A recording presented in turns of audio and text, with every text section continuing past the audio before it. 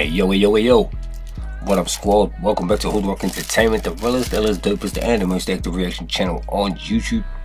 Bruh, Finland, what's cracking? I thought we'd tap into this video, so this one here. This is a just a short video on, you read the title, why Finland joining NATO checkmates Russia. Now, not everyone gets into this, bro, but I find this shit interesting, bro. I've been following the Russian-Ukraine war since day one. You know what I mean? And history, I love history, love geography, all of that. So, if it's your first time tapping into my channel, hit that subscribe button, bro. Click up, scroll up, tap, and whatever you want to call it, go ahead and do that.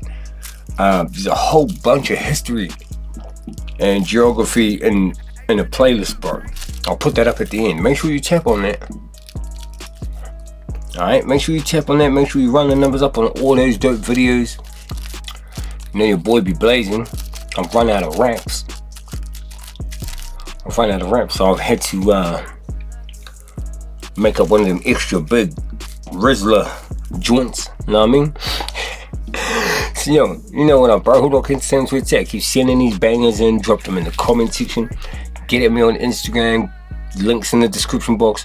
Make sure you follow me before you message me, otherwise your messages will go to the message requests, and I don't usually check those, bro, because usually the people in the message requests, they're people that are not following. You know what I mean? So y'all go do that, and we're gonna start this. Let's get it. Of all the countries on Russia's borders, Ukraine is the one that keeps military planners in the Kremlin up at night the most, but Finland is almost right behind it. And it's pretty easy to understand the basics of why. Finland shares the second longest border with Russia in Europe. It extends for 800 miles through thick forests and snow across essentially a no man's land where hardly anybody at all actually lives. These 800 miles are therefore extremely difficult to patrol and monitor, and even worse, are extremely difficult to guard and defend. And still worst of all, Finland's border has for centuries now been uncomfortably close to Russia's second largest and greatest city, St. Petersburg.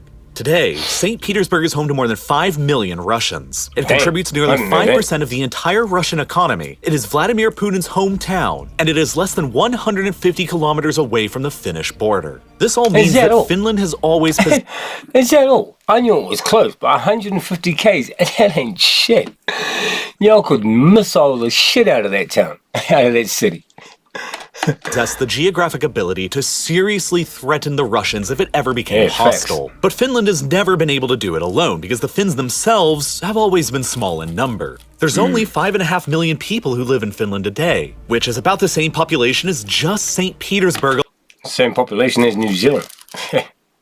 Alone in Russia, while the Russians overall have 27 times more people throughout the country. Finland has never possessed the manpower to capitalize on their unique geographic advantages over Russia, which is precisely why the Russians have always been fearful of Finland gaining that manpower by allying with powerful enemies abroad and letting their armies enter the country. And for those basic reasons, it has always been within the interest of Moscow to either dominate Finland outright, or at least keep them in a state of political neutrality. Because if Finland ever did come under the sway of a hostile foreign power, they could become the ones to capitalize on Finland's geography to threaten the survival of Russia. And so, for more than 200 years now since the days of Napoleon, the Russian strategy of pacifying Finland and preventing them from joining hostile military alliances more or less worked out. Pretty much. But in a matter of months, all of these centuries of careful Russian foreign policy and diplomacy in regards to Finland will come crashing down into ruins. Because Finland has finally decided to end its neutrality for good by joining the NATO alliance alongside the United States. It will cost the Russians dearly for generations to come by checkmating their ambitions in the north, and it is one of the most catastrophic foreign policy disasters for the Kremlin to have come from Putin's invasion of Ukraine.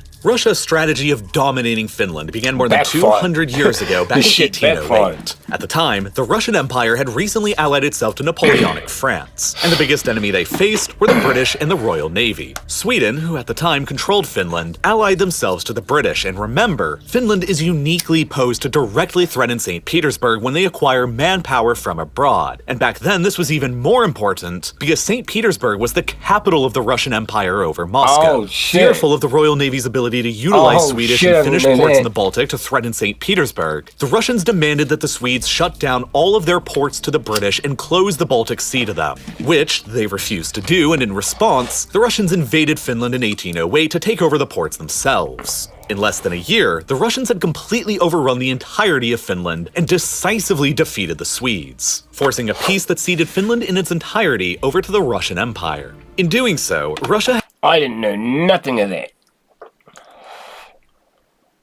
I didn't know none of this. had ensured the security of St. Petersburg by pushing their own line of control hundreds of kilometers away from it and dominating the Gulf of Finland on all of its sides in the process, making Damn. any hostile attack on the Russian capital almost unthinkable. And better yet, Sweden was so decisively defeated during this war that they have never fought another one ever since. Really? In fact, Sweden was so crushed by this I know that Sweden and Finland were neutral countries right up until this invasion. But I didn't realize it was that long. Like, damn. Russian invasion, that they would continue keeping their security policy officially neutral for the next 213 years, until the 16th of May, 2022, when in response to another Russian invasion, they would finally announce their intent to join NATO alongside Finland. And as for Finland, this Russian invasion and conquest back in 1808 would prove to be equally as fateful, because they would remain a forced part of the Russian Empire for the next 108 years, until the Russian Revolution and the collapse of the empire during World War I in 1917. But even after knew Finland's none of that. independence, Hold up, yo.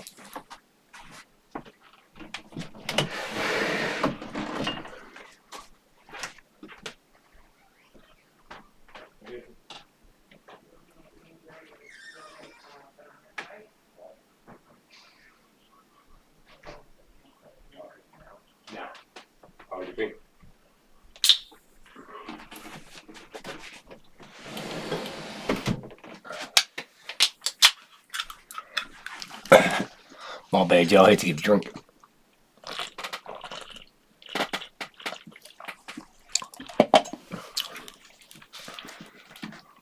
the Russians were fought World War I in 1917. But even after Finland's independence, the Russians were far from done with them. In the chaos of the Russian Revolution, many states of the former empire emerged as independent besides Finland. But as the Bolsheviks won the Russian Civil War and began reassembling the pieces of the former empire, Finland entered right into the crosshairs of the Soviets. By 1939, the geopolitical environment in Europe between the Soviet Union and Nazi Germany was tense. The two Europe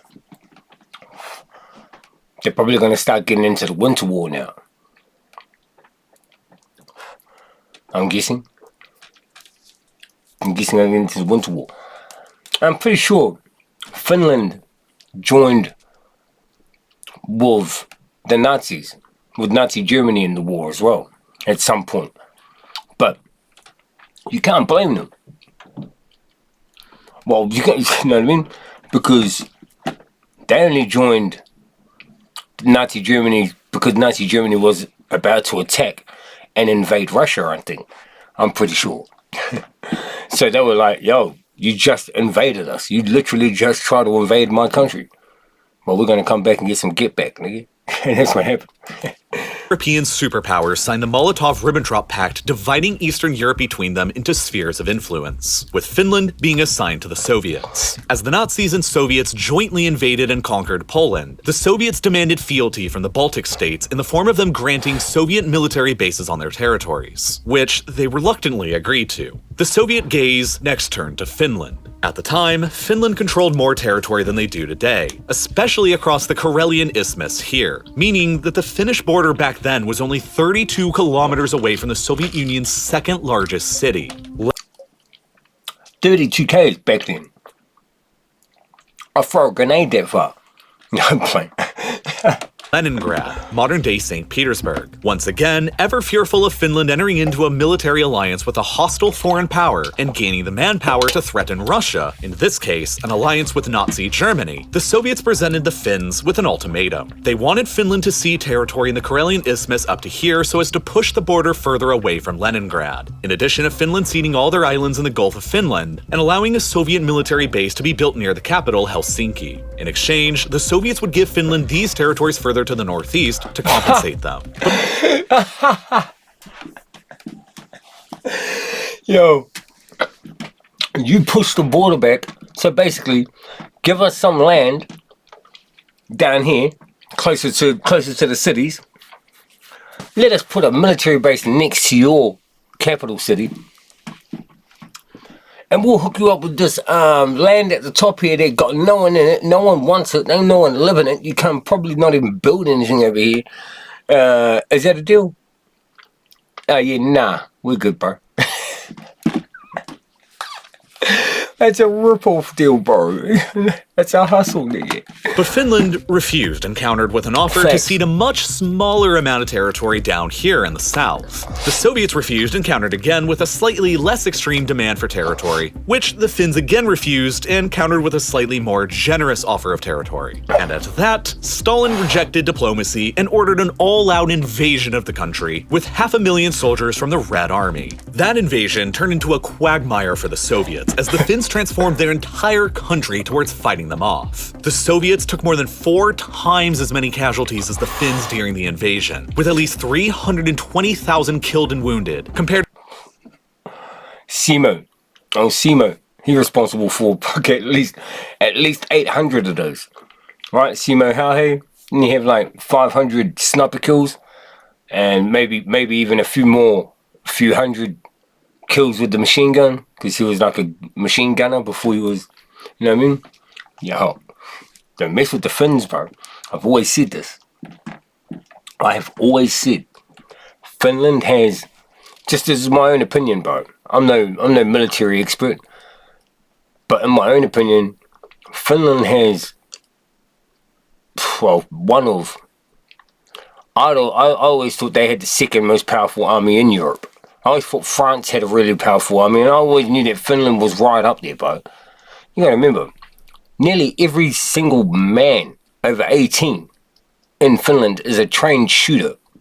That means the milkman that drops your milk off, bro. The dude that owns the store down the street where you buy your bread and shit. Trained shooters, bro. Shit. To just 70,000 for the Finns. Regardless, the Soviets managed to eke out numbers compared to just Finns during the invasion, with at least 320,000 killed and wounded, compared to just 70,000 for the Finns. Regardless, the Soviets managed to eke out a Pyrrhic victory and forced Finland into signing the Moscow Peace Treaty a few months after the invasion, in which Finland was pressed into ceding over 9% of their pre-war territory over to Russia, including the valuable city of Vyborg, which at the time was the second largest city in Finland, and which nearly a century later would become the starting point of Russia's Nord Stream pipeline to Germany. But Finland retained their overall independence. Which is shit. Because they weren't fighting for the independence in the first place. In the first place, they were just fighting because they didn't want to give up that little bit of land. And in the end, they ended up giving up that little bit of land. And had to sign some fucking bullshit agreement.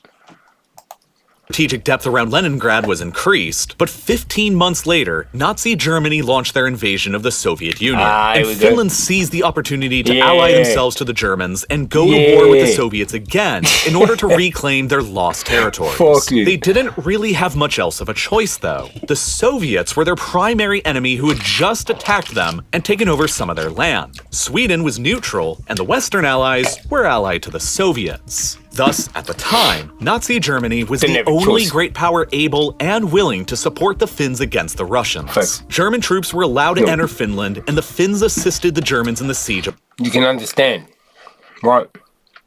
As much as we hate Nazi Germany for what they did, you can understand why the Finns... For the Finns, it didn't matter who was invading Russia. They would have gone and done their thing anyway, because they'd just been fucked over by these niggas. So it wouldn't matter who it was, you know what I mean? Of Leningrad and the greater invasion of the country. Finland and the Soviets would go on to fight for another 3 years until September of 1944, when they signed another peace treaty that essentially confirmed the status quo of the older peace treaty. Only this time, Finland was also forced into expelling all foreign militaries from their borders. Following the end of the war... Every time that they've gone back to do this... It got worse and worse for Finland. First, you were just fighting for that border to be changed, right? Next minute, you're fighting for your freedom and shit to stay independent. Now, in fact, and in the end, you ended up losing that little border anyway. Russia ended up getting what they wanted. And some. You had to sign some fucking agreement thing. Then you go to invade them with Germany. And what happens? They still end up with that bit of land. You still end up having to sign that shit. And you get extra shit done to you on top. That's insane, bro. And another peace treaty that essentially confirmed the status quo of the older peace treaty. Only this time, Finland was also forced into expelling all foreign militaries from their borders. Following the end of the war and the defeat of Germany, Finland realized that its geopolitical status as a small, capitalist country directly next door to an expansionist communist superpower who now dominated Eastern Europe and the entire southern shore of the Baltic was incredibly precarious. And so, in order to maintain their independence and sovereignty, they were left with little other choice but to essentially carry on throughout the Cold War as a neutral state. Finland never took part in the Marshall Plan and never received financial aid from the United States so as not to anger the Soviets. Finland agreed that it would resist attacks against the Soviet Union through their territory and would call on the Soviet army to defend them were such an attack ever to take place. And it never joined either NATO or the Warsaw Pact. And yet, at the same time, the Finns organized their entire military and much of their society towards a singular purpose: deterring the Russians from ever attacking their country again through a fanatical policy of total defense. Mandatory military... And you just don't... you just don't mess with Finland, right? Through a fanatical policy of total defense. Mandatory military conscription for all men in the country remained in force throughout the Cold War, and Finnish military spending remained high for a country of their size. Not only that, the Finns want the conscription. This is the difference with Finland and other countries. Finns want the conscription, bro. They don't need to be forced into it. They're patriotic as fuck. Like, when it comes to patriotism, it's always small countries like New Zealand, like us for instance. If I can guarantee you, every man, woman and child will pick up a firearm for this country. But Finland's like that. You know what I mean? Patriotic as fuck, bro. There are some countries where the people don't give a shit about their flag. They don't care. You know what I mean? After the Soviet Union collapsed in 1991, the land borders between Finland and Russia remained unchanged. The only difference was that instead of the Soviet Union next door, the country was now called the Russian Federation. Finland proceeded into the post-Cold War world cautiously. They technically abandoned their stance of total neutrality alongside Sweden by joining the European Union in 1995, but they each maintained their military neutrality by avoiding membership in NATO, even as NATO expanded eastwards to cover many of the former Warsaw Pact and Soviet republics, who were understandably fearful of a resurgent Russia in the future who might want to take them back over again. Sweden temporarily abandoned their military conscription in 2010 and began transitioning towards a smaller, all-volunteer professional army. But Finland, with 800 miles of border with Russia and recent memories of the past, never changed course on their policy of total defense and mandatory conscription for men. Even today, 3/4 of all men in Finland continue to complete their mandatory military service and join the reserves. In the event of a war with Russia, Finland can rapidly mobilize around 280,000 men today to join the ranks of the army. And they have around 1 million men in total in the reserves that it can call upon if needed. 1 million reserves, that's 1/5 of the country, bruh. That's a whole 1/5 of the country, bruh.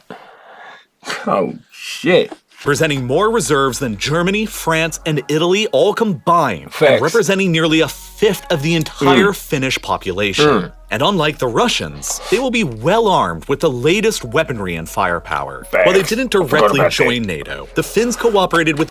I forgot about that. Finland spends fucking billions on their military, bro. I forgot about that. Entire Finnish population. And unlike the Russians, they will be well armed with the latest weaponry and firepower. While they didn't directly join NATO, the Finns cooperated with the alliance extensively in military exercises and purchasing of NATO weaponry. The Finnish army possesses around 15... I get it. So what Finland's gone and done is they've joined NATO but they've joined NATO because NATO has different sectors, right? You can outright join NATO and you'll be able to use all branches of NATO, you know what I mean? All their hookups, all that shit. These dudes have joined NATO under the military training thing, so the military will train with other militaries from around the world to pick up new tactics and learn new skills and shit like that. And also the purchasing of military equipment from others now open to them. They can purchase from any of the countries that are part of NATO because they're a part of the NATO team. Yo, I get it. Yo, I understand. Yo, that's fine. 1,500 artillery. But meaning what it means, meaning that if we get invaded, or if we, you know, if we get invaded or anything, we don't need you to come help. We got that. We're good. You know what I mean? Now that we're able to buy all your shit, we're good. Like we got the men, like you heard. We got the men. Nigga. We got. I call 200,000 men here today. They'll be here yesterday. and yo, while we wait for the other million to turn up, you know what I mean? Like they just, yo, I get it. And purchasing of NATO weaponry. Yeah, the Finnish army possesses around 1,500 artillery and rocket systems, which is one of the largest artillery arsenals in modern Europe and greater than the United Kingdom. They have more main battle tanks than Germany, a country of... Yo, I knew you niggas had a dope-ass army, but I didn't think, how the fuck you got more tanks than a country that actually builds the tanks? Like Germany and Russia build most of the tanks, bro. Shit.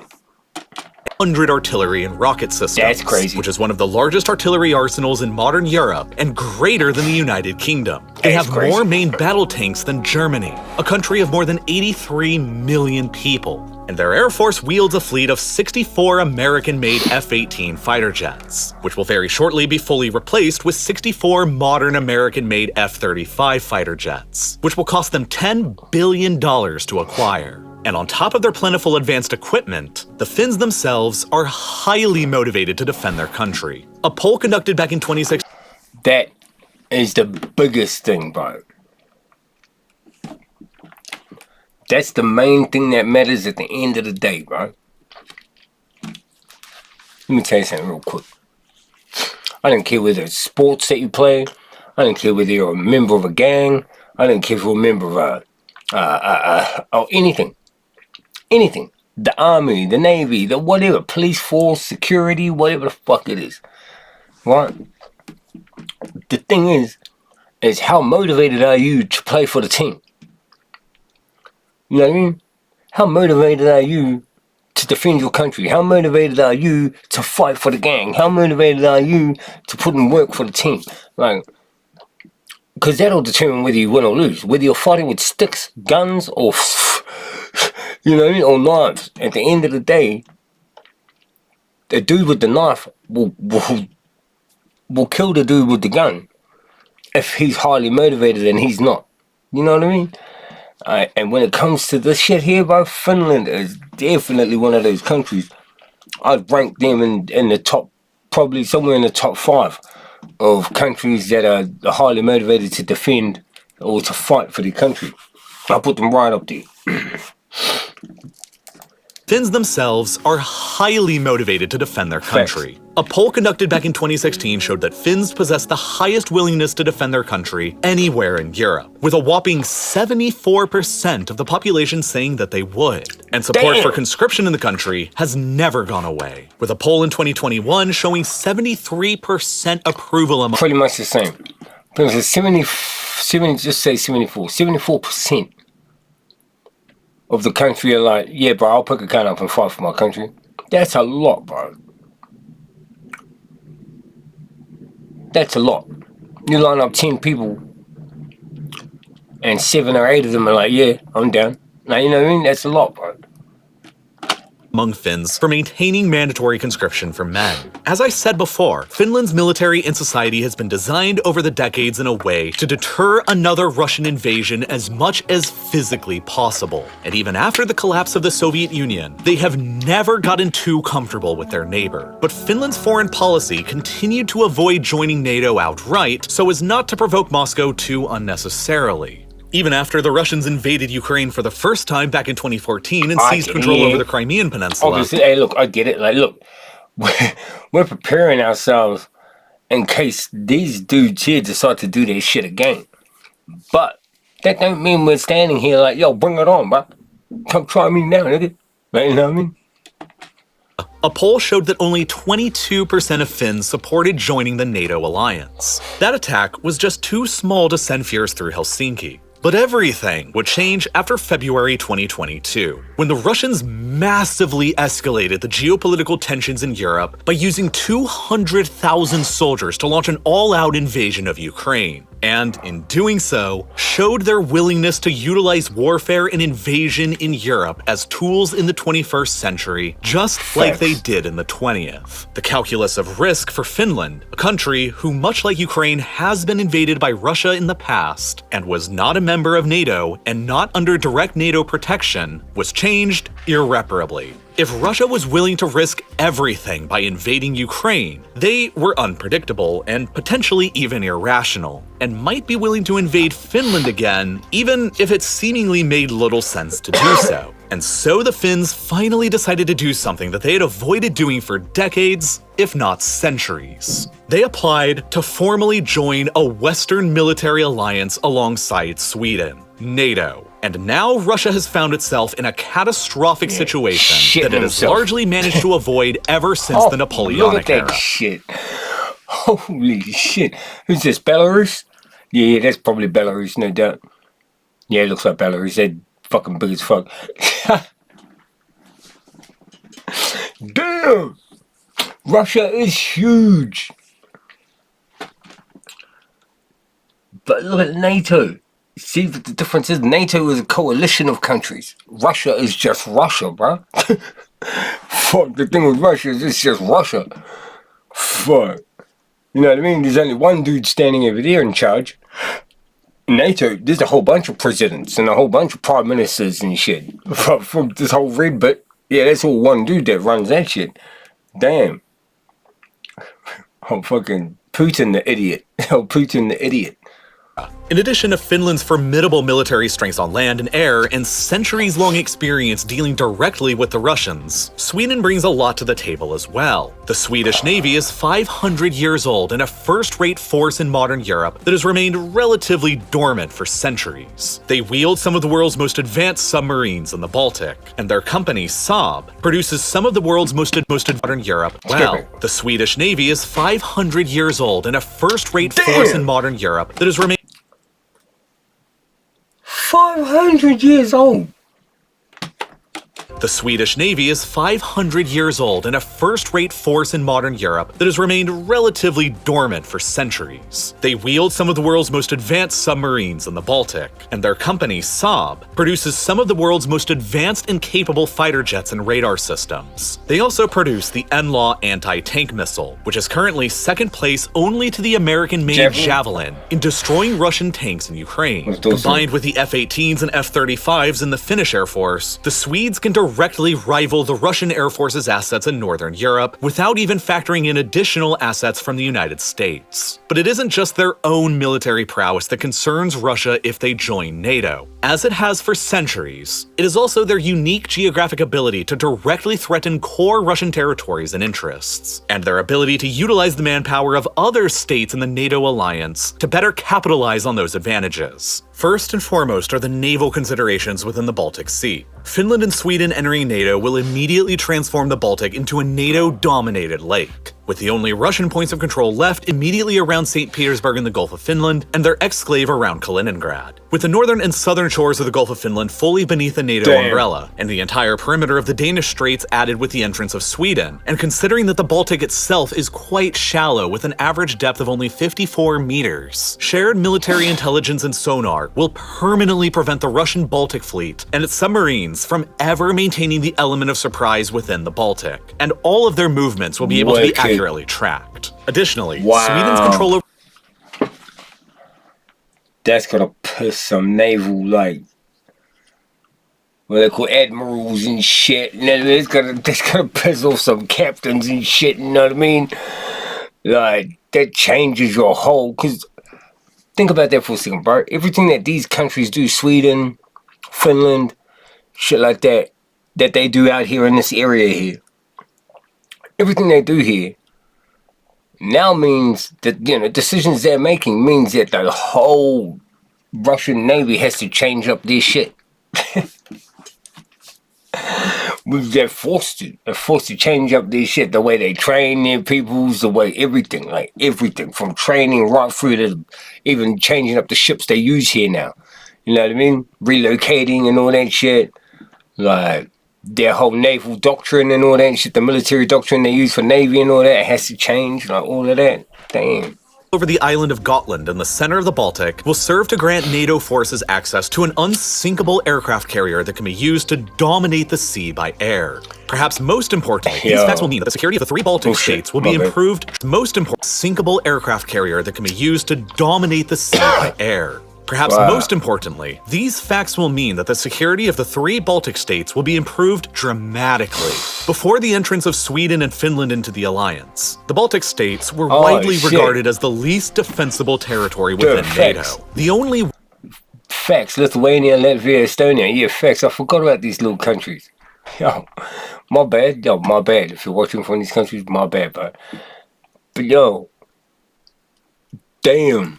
way to reinforce them by land is through the narrow Suwalki Gap between Russia's highly militarized exclave in Europe, Kaliningrad, and Russian allied Belarus. A gap that is less than 70 kilometers wide across largely flat and difficult to defend terrain that the Russians would be theoretically capable of rapidly blocking in the event of a war, which would isolate the Baltics from the rest of NATO. A study made by the RAND Corporation back in 2016 suggested that in the event of a Russia-NATO conflict, Russian forces would be able to quickly close the Suwalki Gap and occupy the Estonian and Latvian capitals within 60 hours of the war beginning, leaving NATO in a difficult position to retaliate or liberate them. But that calculus is completely changed with Finland and Sweden in NATO. Any chance of Russian naval or air supremacy over the Baltic is essentially impossible, leaving NATO with the almost guaranteed ability to reinforce the Baltic states by sea and air, rather than by piling troops through the 70-kilometer wide Suwalki Gap on land. Gotland will be especially valuable towards this objective, granting NATO warplanes and ships a forward operating base to conduct supply runs and attacks on Russian targets in the Baltic states from.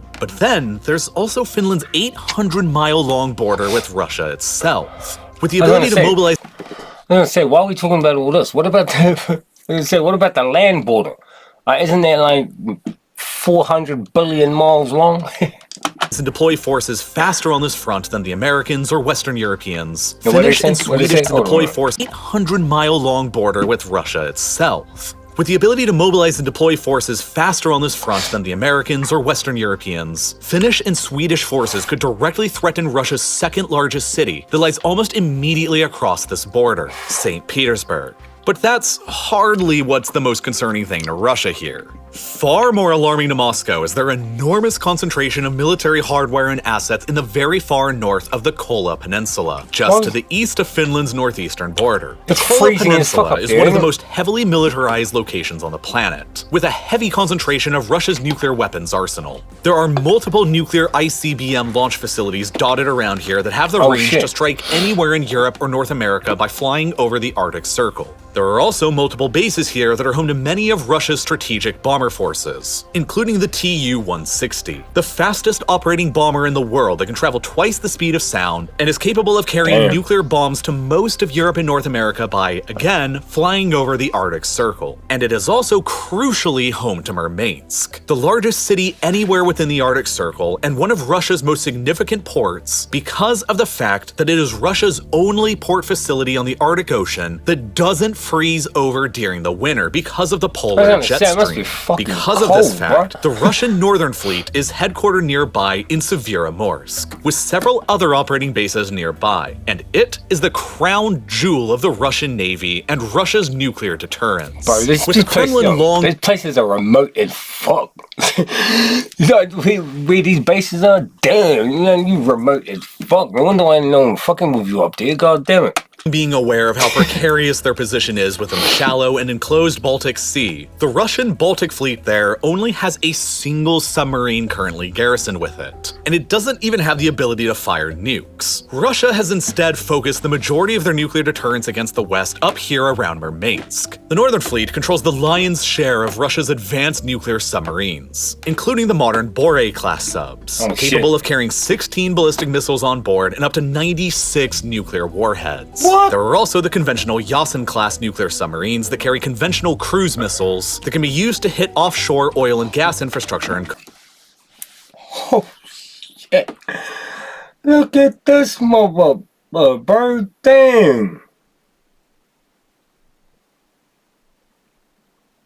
Hell no. Holy shit. It's the first time I've seen a submarine where the texture's open, like ready to fire some shit like that. You know what I mean? Yo, it's that carry conventional cruise missiles that can be used to hit offshore oil and gas infrastructure and coastal targets. And unlike within the constrained and shallow Baltic, these submarines can operate across the Arctic Ocean under the ice, largely with impunity, and can even pass through the wider GI-UK gap between Greenland, Iceland, and the UK in order to operate in the northern Atlantic. But Finland's entry into NATO massively complicates Russia's military planning and deterrence up here. Most important to consider is that all of Russia's ICBMs, strategic bombers, and the Northern Fleet itself in the Kola Peninsula are almost supplied entirely from the rest of the country by just a single twin highway and rail corridor called the R21, extending up north from beyond St. Petersburg and Moscow. This highway and railway extends for hundreds of kilometers and crosses through some of the most sparsely populated and empty forests anywhere in the world. And it all runs almost immediately parallel to the Finnish border, with less than 100 kilometers between them at the narrowest points. This means that in the event of a greater Russia-NATO conflict, rapidly mobilized Finnish special forces or even forwardly deployed American special forces could theoretically advance at any point along this long and hard-to-patrol area and occupy or destroy any section of the R21 highway, and block off the majority of Russia's nuclear and submarine deterrent from receiving resupply. I was about to say, listen what he's about to say. And block off the majority of Russia's nuclear and submarine deterrent from receiving resupplies from the rest of Russia. But all you're doing is you're blocking them off from resupplies. The supplies they already have is enough, bro. We don't even want them to use the supplies they've got if they've got nukes and all that shit up there, bro. You know what I mean? Like they've already, like they said, this is their biggest concentration of military equipment and shit is up in this area.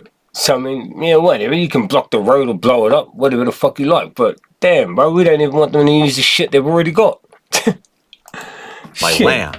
That would be a disaster for Russia and push them into a situation where they would have to either use their nuclear weapons on the peninsula or probably lose them. But the other problem is that with Finland and Sweden in NATO, NATO's geographic presence... We don't even want to put them in a position where they're going to have to make that choice, to be honest. You know what I mean? You don't want to put them in a position where they're going to have to make that fucking choice.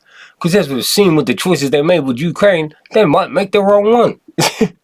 Then the Arctic Circle would be greatly extended, granting the entire alliance better early warning missile detection from any ICBMs or bombers taking off from anywhere in the nearby Kola Peninsula headed towards Europe. With America and Europe's advanced missile defense systems and this advantage in early warning, it's uncertain exactly how many Russian missiles would end up striking their targets before retaliatory NATO missiles would strike theirs. And that's why, almost as a last resort to their increasingly terrible... We just don't want any of that shit to happen. No, the whole nuclear war shit just... would strike theirs. And that's why, almost as a last resort to their increasingly terrible ability to actually deter the West, the Russians have recently been developing their ultimate doomsday weapon, the Poseidon torpedo. This is essentially a drone that takes the shape of a torpedo that possesses up to a 100 megaton nuclear payload, which is huge. It can be loaded up onto a new class of Russian nuclear submarine, the first of which is called the Belgorod, that was just recently... Are you fucking kidding me, bro? Holy fuck. You idiots, bro. You fucking idiots, bro.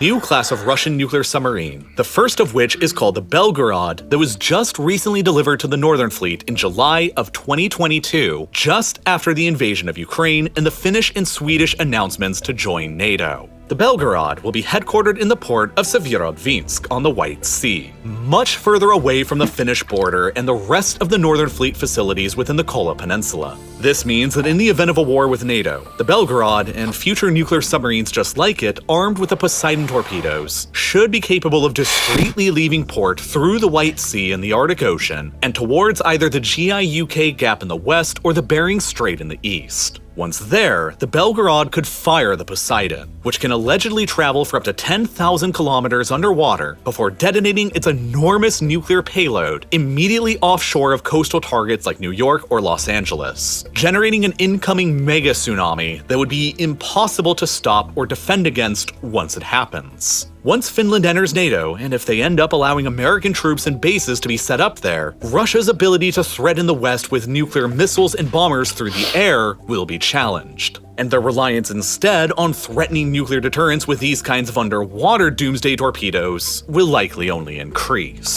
But it's unclear if Finland would actually allow American forces there in the first place. Finland still doesn't want to unnecessarily provoke the Russians after all, and they are explicitly joining NATO for the purposes— I was going to say, Finland don't even need any army in Finland to help them. That's what I was going to say. I was going to say Finland can defend Finland by themselves. I said that at the start. They said that at the start. They call on 1 million people, bro. 1 million people, bro.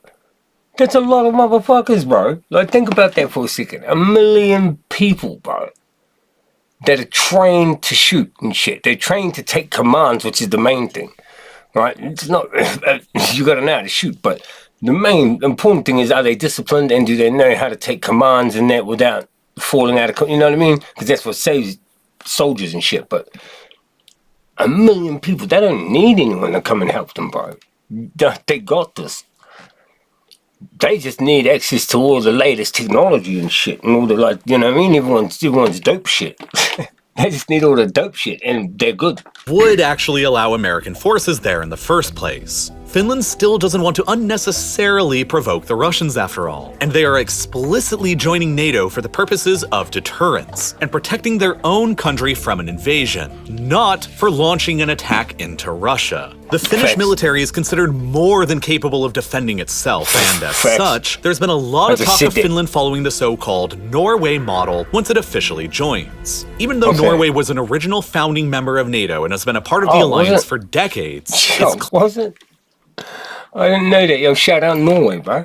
Yo, we're like a part. Y'all help start that shit? Though Norway was an original founding member of NATO and has been a part of the alliance for decades, its close shared border with Russia's valuable Kola Peninsula up in the far north meant that the Norwegians also made sure to never unnecessarily anger the Russians by allowing American and NATO military bases or nuclear weapons to be placed on their territory. This has remained the case through to the present. Should Finland join the alliance, they will likely end up following a similar path and deny any other members of the alliance to station troops or nuclear weapons within their country, so as to continue not unnecessarily provoking the Russians. And at the same time, Finland and Sweden's entrance into NATO must be approved by all 30 other members of the alliance. And as of the production of this video, 2 have continued to remain as holdouts: Hungary and Turkey.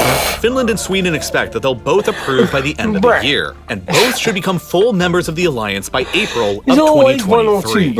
And when they do, centuries of history will suddenly be upended, and Russia will face its most vulnerable position in the north it has ever faced since at least the 18th century. Now, security issues don't just affect countries on a macro level. They also affect individuals like you and me, regardless of how well prepared we are, and they can sometimes result in catastrophic consequences. One of my friends on Nebula has a channel here on YouTube, Alex's Corner, and they recently got their channel stolen and transformed overnight into a repository for cryptocurrency scam videos and live streams. This same thing has happened to literally thousands of YouTubers on this platform, both large and small, over just the past couple of— Is he gonna hook us up with is this his little way of advertising their fucking some product or something. Years who have all lost their accounts to crypto scammers, nearly including myself. This keeps on happening because every creator here on YouTube and elsewhere gets constantly bombarded by emails that appear to be from places like YouTube, our bank, our social media accounts, or companies who want to sponsor us, but are actually just an elaborate and discreet effect from YouTube website. The phishing attempt stole my password in the sense one in order to protect a specific feature to websites. Nord has a threat. That was the end of that. That was the end of that. That was dope. That was dope. Basically, Russia are fucked. Basically, Russia are fucked, bro. God damn, bro. And I always knew Finland had this dope army anyway, bro. I've always said that. If you've tapped into my live streams, you may have heard me say this before. But that's just that. I didn't even know any of this. Like, some of it I knew. But, like, the equipment that Finland have, I didn't know that. Like, I didn't know you had that many, like, you know, air defense systems and all that kind of shit. Like, yeah. On, bro. Y'all niggas on point. Anyway, thanks for tapping in, bro. I love the history stuff, bro. I thought we'd get back into it. You know what it is. Stay safe, stay dangerous. We out. Peace.